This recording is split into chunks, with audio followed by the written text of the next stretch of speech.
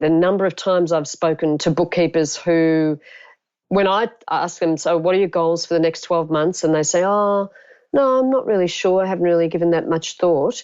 And yet they admit that they tell their clients that they need to set goals for their business. And when I point that out to them, they realize, yeah, why is it that I'm telling my clients that they need to set goals and they need to get a business coach or they need to be accountable for that, and let's have this monthly meeting so we can have a look at what your finances are and see if you've achieved your goals and things like that. But they're not prepared to actually do that in their own business.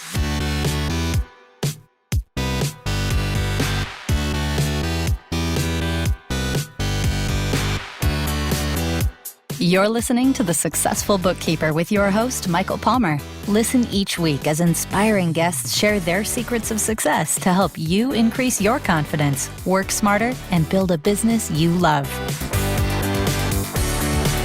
This episode of The Successful Bookkeeper is brought to you by PureBookkeeping.com, the proven system to grow your bookkeeping business.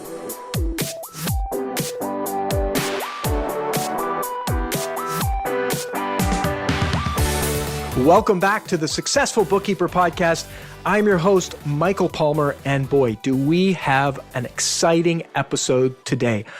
My guest is the co-author of The E-Myth Bookkeeper, Why Most Bookkeeping Practices Don't Work and What You Can Do About It. That book was written with the famous Michael E. Gerber, who has sold 6 million copies of E-Myth Revisited, which is the story of how to build system-dependent businesses. She's also the co-founder of Pure Bookkeeping. And she is the former owner of Bax Bookkeeping, which was a very successful bookkeeping in Melbourne, Australia. She's been on the show several times. I'm sure if you're a regular listener, you know her already. Welcome back to the podcast, Debbie Roberts.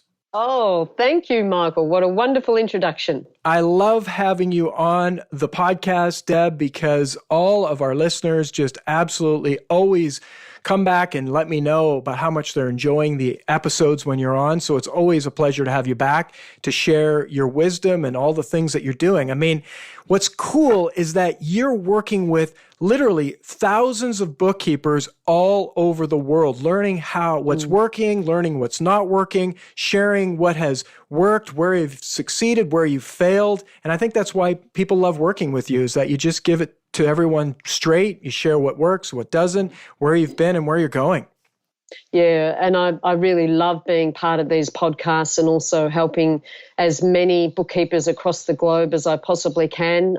In the years that I was working with Peter Cook when he was my business coach, I learnt so much about what worked and especially what didn't. And I kind of feel I'm passionate about sharing that knowledge rather than just keeping it all to myself. I want to help people avoid those mistakes that I made. So I love this opportunity. Yeah, it's such a wonderful thing. And I mean, you have an incredible heart. And, you know, when people have done something that's remarkable for themselves and then spend their time actually helping others get to where they were, I think it's always inspirational from my standpoint. So Deb, you know, we thought about because we don't often date our podcast, but because it is the end of 2017, we're recording this at the end of 2017, we wanted to have an episode that talked about setting people up powerfully for the next year, 2018. So we wanted to talk about goals. Yeah, something that I'm particularly passionate about. Absolutely. And I mean, knowing that you've just recently purchased your dream house, really, you know, listening to you share that story and how it came about. And really, it's just a series of milestones that were created a long, long time ago where you set out to accomplish different things. And it's not like you were attached to it actually happening, but when you put when you sort of figure out where you're going and why you're going there, and you lay out all the goals and the milestones and you take massive action, it's actually surprising, which is funny because you're surprised when you get the results, but yet it's not that surprising. Yes. So it's interesting how that works. Yeah. Tell us your take on the whole concept of setting goals. Again, I learnt this from Pete when I started working with him as my business coach.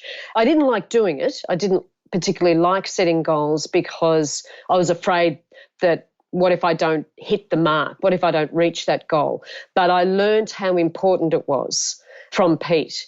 And our whole business coaching was actually structured around the goal setting. So every session that we had was about, okay, how are we going on the goals that we set in the last month, in the last quarter?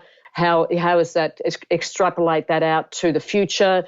Are we on track for the goals for the next 3 months, 6 months, and even 12 months based on what has happened in the last month, last 2 months, last 3 months? So we were constantly, it was this, like this moving, like fish swimming in the ocean, if you like, is the metaphor I'm thinking of, where you're going back, you're looking back towards what has actually happened and extrapolating that out towards the future so that you were able to make timely decisions if you needed to tweak something. So if you needed to change your marketing strategies, or it was time to recruit, all of this was linked to the goals that we set at the beginning of each year.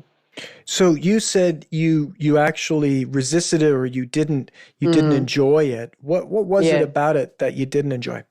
Pete and I would have a full day planning session in the first week of January every year to plan that year, but also to plan the next 3 to 5 years. Now, 12 months, I felt reasonably comfortable. It was always a little bit nerve-wracking when you're saying, oh, I want to add on an extra $100,000 to my business, because as bookkeepers, what we do typically when you say that, you go, how am I going to do that? So we go down into the detail of the technician, whereas goal setting is the leader's role to set the goals. So that it's the leader with the vision that says, okay, this is what I'm going to do. So goal setting is a leader's role. And then once you've got the vision set, then the manager works out how they're going to get there. What systems do you need to put in place? What staff will you need to put on? What marketing strategy? So they work out the middle ground picture of what's going to happen, and then the technician actually makes that happen. So, but if you don't have that vision at the start, the manager's wandering around saying, oh, well, it's a good day today, and oh, we've got some work done and we've built out a few things, but there's no direction to go to. So I was able to kind of manage the first 12 months, but looking out to 3 to 5 years, I really, really struggled with, because it's kind of crystal ball gazing. And when it came down to it, what I was afraid of is that I would fail.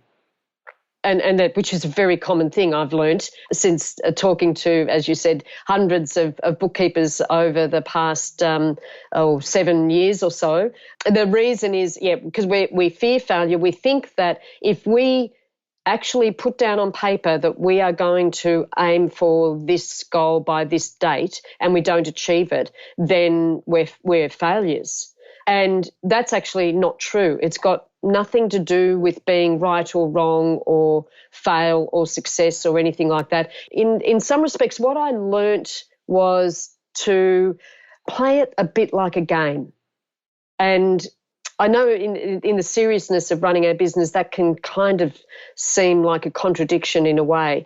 But what I learned was to don't get so attached to the goals where you're going to absolutely stress out. Have your vision 5 years down the track, but don't be so attached to it that you're going to have a nervous breakdown if you don't get it. But go hard at it, but if you don't achieve it, then that's all right. You gave it, you will know, you'll be able to look back and say, well, actually, I gave it my best shot. And so I'm going to reset my goals now for the next 3 to 5 years, and you keep doing that. But it's mainly the fear of failure that we is the reason why we don't do it.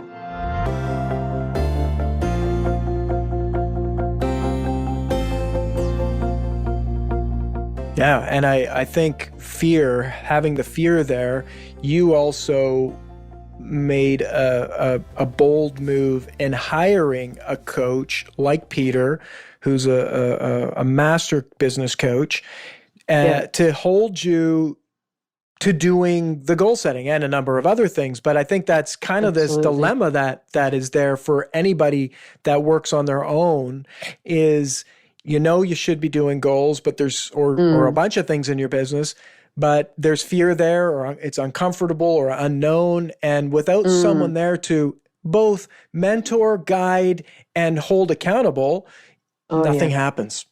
Yeah, absolutely. And I think that's partly due to the nature of the bookkeeping industry. Most bookkeepers go into bookkeeping, they might have been working in a full-time position in accounts payable or some accounting kind of role, and they start to have children and they want to keep their skills going, but they don't want to work full-time. And so they say, I'll do bookkeeping and I'll work from home. And because they want flexibility so they can do it around their children, they treat it a little bit as a hobby. So it's, I'll do a couple of hours here and then I'll hang the washing out and I'll cook dinner and things like that. And there's nothing wrong with that. And that's certainly the reason why I went into bookkeeping, because it was flexible around my children, and I took them to school and picked them up and took them to after-school programs. That was an important part of keeping a work-life balance for me.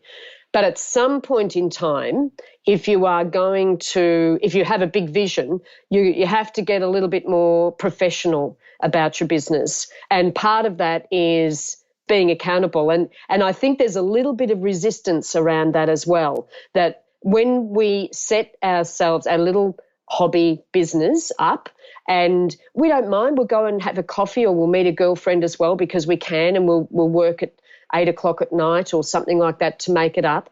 We kind of want to protect that as well, that I want to have a little bit of flexibility and I want to do some personal things. I want to have the scope for that. But as I said, at some point, if you have a vision to grow a black belt business, and we've talked about the belts before, we might bring it up again, Michael, if you think it's appropriate. But if you want to turn over $500,000, you've got to get serious about the hobby business and start to set appropriate goals, and have some form of accountability in place to keep you accountable for achieving those goals, instead of just saying, no, look, it'll be all right. I'm not really attached to that. Won't matter if I don't achieve that. I want to just not work that hard or something. There's a lot there that you've said, and what's really interesting is how many bookkeepers come into this business from, and what I see, and I think you'll agree with me, is that many in this industry don't even get how big the opportunity is. And not to say that everybody needs to go and build what's considered a black belt business in the bookkeeping industry, which would be 500,000-600,000 plus, but it is whatever they have, and this goes for any human being, right? It's the set point, the set view, what your worldview is, what you believe, what you think is possible as you grow through life. Into, most people in a bookkeeping business, let's say at least 30 years old, right? 30, 40, 50 years old. I mean, you've spent 30, 40 years identifying what's possible and what isn't possible. And many times it's so far off from the truth, but yet that's a person's view. So they can't see the possibility, the potential without somebody intervening. And I think that's what's really successful in some of the mentoring groups that we run, is that it's like, when you see somebody else that's, even doing $100,000 a year, but yet they're working half the time. It's like, wait a second, what? I'm working as hard as you, but you're making twice as much as me. So part of setting goals is being in an environment, in a conversation that disrupts what's already existing. Yeah, absolutely. And one of the things, for our licensees, as you mentioned, we've got mastermind meetings that happen every month where licensees get together to discuss business building things and the implementation of the system and what issues and people having and setting goals and making each other accountable. That's one of the core features of these mastermind groups is to make people accountable. And even if you don't have access to something like that, what I would recommend that the listeners do is buddy up with someone who will make you accountable. Now, that doesn't have to be another bookkeeper. That could be your partner.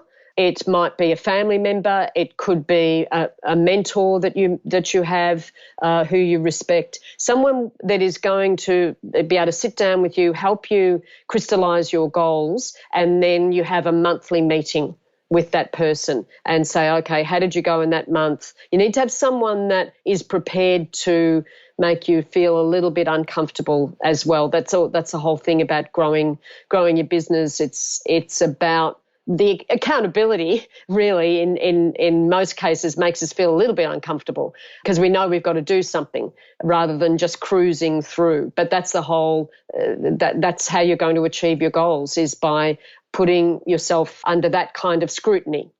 Absolutely. And I will say, it's, because it's the industry, bookkeeping industry, the clients that everyone has are business owners, and many times business owners will try to do their own books.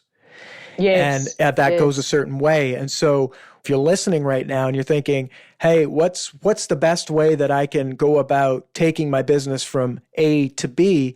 You may want to go and say, well, wait a second, what's the equivalent? And I will tell you what the equivalent is. It's, not you trying to figure this out on your own, but going and finding somebody or some, program that's proven, predictable, that helps people go from A to B, and hire them to get you to A to B, because you're going to get there a lot faster, and you're going to end up not in the messes just like your clients end up getting in when they try to do their own books. Yeah. And I bet also this whole thing about goal setting, the number of times I've spoken to bookkeepers who, when I ask them, so what are your goals for the next 12 months? And they say, oh, no, I'm not really sure. I haven't really given that much thought. And yet they admit that they tell their clients that they need to set goals for their business. And when I point that out to them, they realize, why is it that I'm telling my clients that they need to set goals and they need to get a business coach, or they need to be accountable for that. And let's have this monthly meeting so we can have a look at what your finances are and see if you've achieved your goals and things like that. But they're not prepared to actually do that in their own business. Yeah. It's an interesting observation. Yeah. And I think it comes back to the same fears that you had, where people come from in this industry, is that sometimes it's daunting to ask for help. It's like, don't want to look stupid, don't want to look like you're getting it all wrong. And sometimes that's the approach. I mean, I've coached many bookkeepers, and many of them have said, it took me a long time to get the courage to have a conversation with you. And it always used to shock me and surprise me, because I'm like, that's what I do. I ask questions. I love hearing about where somebody is having their problems, because I've been there. I understand it. I'm not judging. I'm not going to judge anybody. That's my job. My profession is to be open and helpful. But yet that's what I know. And so it's, again, comes back to that worldview, not knowing what it is or what it looks like to be any different. It sometimes is daunting and scary. So for the listener, it's, if you've thought of working with a coach, or, you're nervous that someone might say, oh, gee, you really don't know what you're doing, do you? Guess what? Many don't. And it's okay. Yeah. And the best way to get on the right track is to just accept it and say, I am where I am. And I know it's not where I want to be. And I need to find some help. And I know, Deb, that was really a pivotal point when you came to that realization early in your bookkeeping career. Is the big aha moment for you was like, wait a second, I don't have all the answers. Yes. Oh, absolutely. And that's when I realized I probably needed a business coach, even though at the time I didn't know exactly what business coaches did. But yes, it's one of those things. And if you haven't actually read my book, The E-Myth Bookkeeper, please do that, because you will see in that book that I freely admit the mistakes that I made. I'm very open about that. And as I mentioned just starting off, the reason I am quite okay with that is that I want you to learn from my mistakes and try to avoid doing them yourself. I've never had any issues with saying, oops, I stuffed up. In fact, my mantra, I guess, whenever something went wrong, I would say, okay, what system do I need to create in order for that not to happen again? And it was always about the systems. And that's how the pure bookkeeping system came about and was developed over all those years. It was when mistakes were made or things were lost or things were forgotten and all those kinds of things that I kept adding to the system, kept creating more systems. But we're diverting a little bit to goals. I think one of the stories I want to share is once I started working with Pete, my biggest goal was that my husband would retire, that I would be able to replace his income. So Neil, my husband. And the goal that I set, so I started working with Pete in 2001, 2 kind of thing. And the goal that I'd set was by 2010 that I had replaced Neil's income. And 2010 came and I couldn't replace his income and he didn't retire. And at that point, you could have said, you failed, Deb. It's not going to happen. And you'd be right. Well, you'd be half right. I did fail. I didn't reach my goal in 2010. But in 2012, Neil was able to work part-time. And in 2014, he retired. Remarkable. So yes, I missed my goal, but if I didn't have that goal back in 2001, it wouldn't have even been on my radar. I wouldn't have been looking for that, and I wouldn't have been taking the necessary actions to make that happen. So all of that has got a million, as you can probably imagine, it's got a million actions underneath that in order for us to achieve that. But I didn't go there. In 2001, I didn't say, well, how am I going to do that? I had no idea how I was going to do that in 2001. But I just knew that that's what I wanted to do. And so our whole focus was getting to that point. And yes, we missed it, but only by a few years. And is he worried? No. We're in 2017 now, and he's been retired for 3 years and living the life.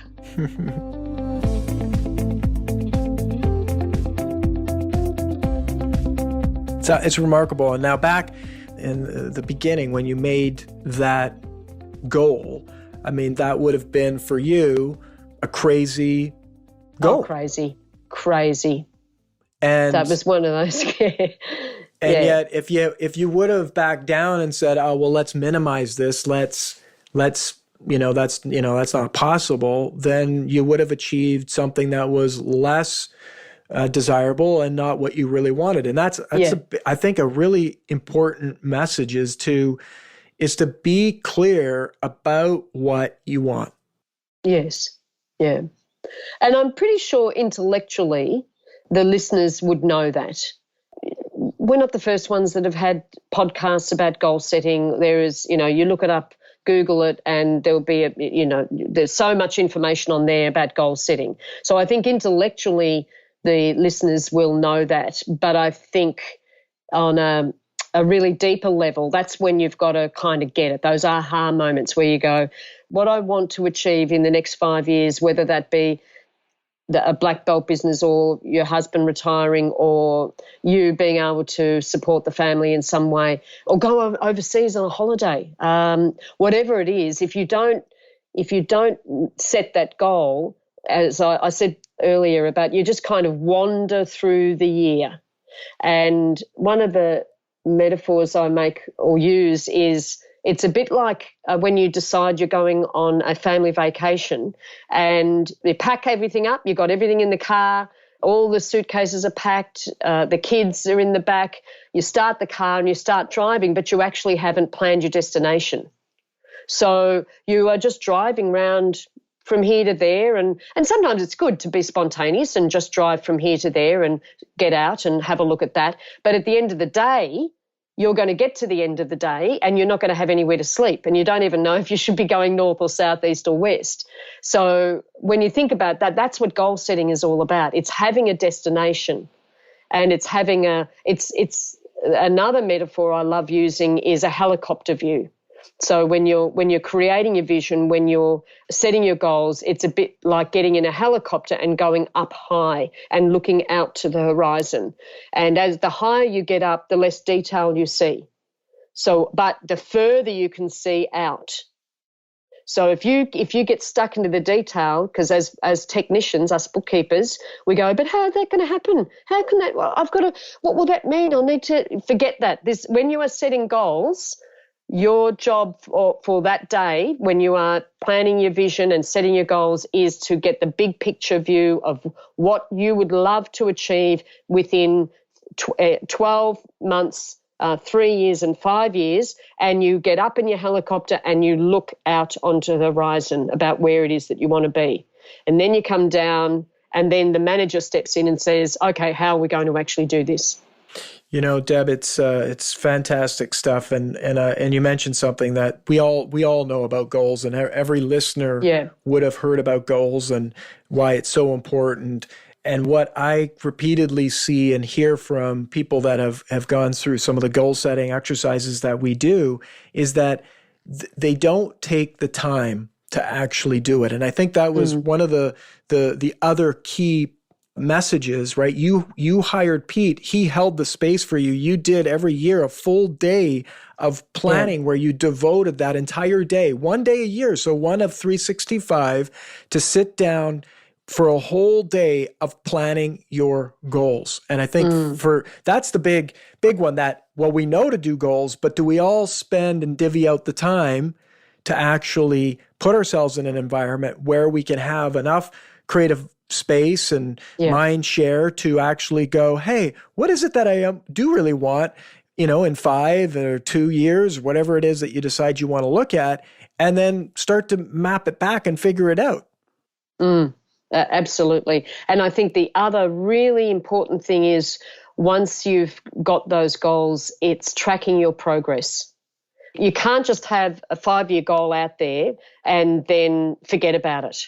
It's always front of mind that this is where we're heading, and what have I done this month? What have I done in the last 3 months? Have a look at your turnover, how many clients you put on, what your marketing strategies you've put in place, how many accountants you've met with, because all your marketing strategies are ultimately what's going to generate the extra income that you're going to bring in. And if you're not doing any marketing, then you may reach your goals, but you certainly won't reach your goals in the time frame that you're expecting if you are just wanting it to grow by word of mouth. But I think that the other thing that Pete and I did was we had we called a KPI report, so key performance indicator. That's another very common terminology. But we chose what were our key performance indicators, so the things that we could measure. And I had to complete that KPI spreadsheet every month before our meeting. If I didn't do that, it really impacted on the quality, if you like, of the information that we were able to share and our planning for that session. So if I said I didn't have time to do the KPI report, Pete would go, well, how can we have a conversation about where are you at? Are you on track? What do we need to change? All of that if that KPI report isn't completed. So it's absolutely critical to have some kind of mechanism, some kind of report, spreadsheet to be able to track your progress towards your goals. Yeah, and as well the accountability of someone holding you to it, because life gets in the way. These things are not urgent. No, that's right. They're not urgent, and there's always something more urgent in life, whether it's personal or business, it's like, should I be sitting down here and looking at what I did accomplish, where I'm at, or putting out the fire over there? Yes. But exactly. having Pete holding that and holding you to it ensured that it got done.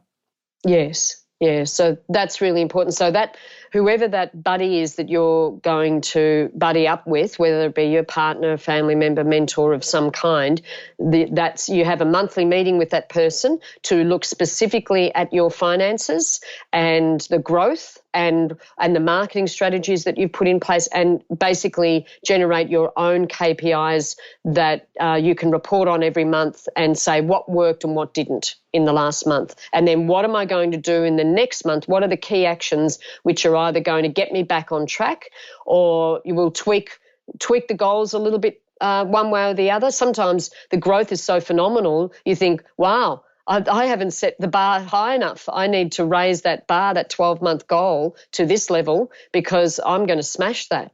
No, I love it. That's beautiful. And it really is the case. All sorts of information now is possible or is coming to you that makes new things possible, new decisions, new ideas. And that's the beauty of that, setting the line in the sand or drawing the line in the sand and then monitoring. How are we doing? Where's it going? What's happened? Yes. Yeah. You definitely must do that. It's a critical step in the goal setting process.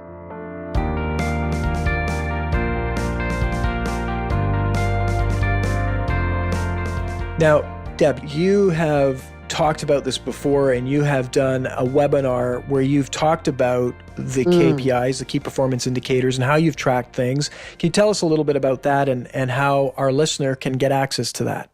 Yes. I'm very excited to let the listeners know that we're making available the KPI report that I used in my business, which you can obviously customize. It's a spreadsheet which you can customize for your business. And I also created a webinar for our licensees so that they would understand why I was tracking certain KPIs. And it's quite, as with everything, I open up my heart and I don't hold anything back, and I explain the reason. Even the first KPI on there is I completed the KPI report by the first week of the month, because what happens, as you said, Michael, when it's not urgent that I complete that. I've got clients to worry about and spot fires to put out and things like that, and it's only my business anyway. So if I don't get that done, who's going to growl? I'm the boss. No one's going to growl at me. So what if I don't get it done? Was that kind of attitude that I had. And then when I started working with Pete, I needed to change that attitude.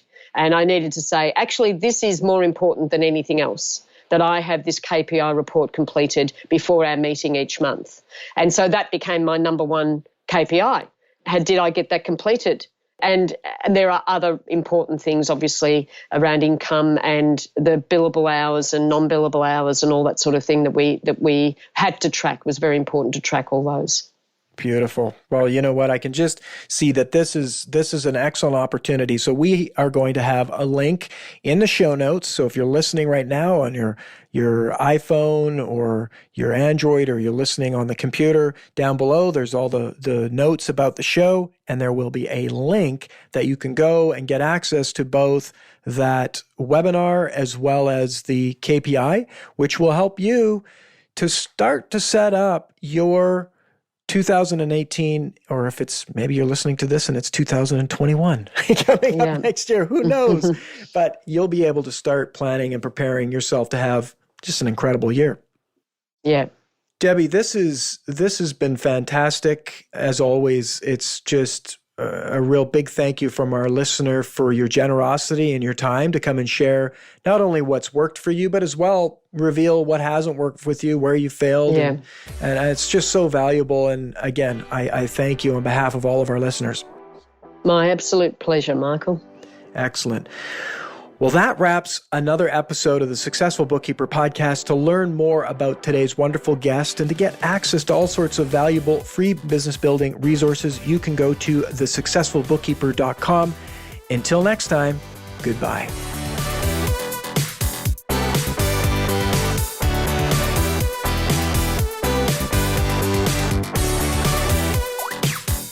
You've been listening to The Successful Bookkeeper with Michael Palmer. For more information and to download the resources mentioned in this episode, please visit us at thesuccessfulbookkeeper.com. Thank you for listening.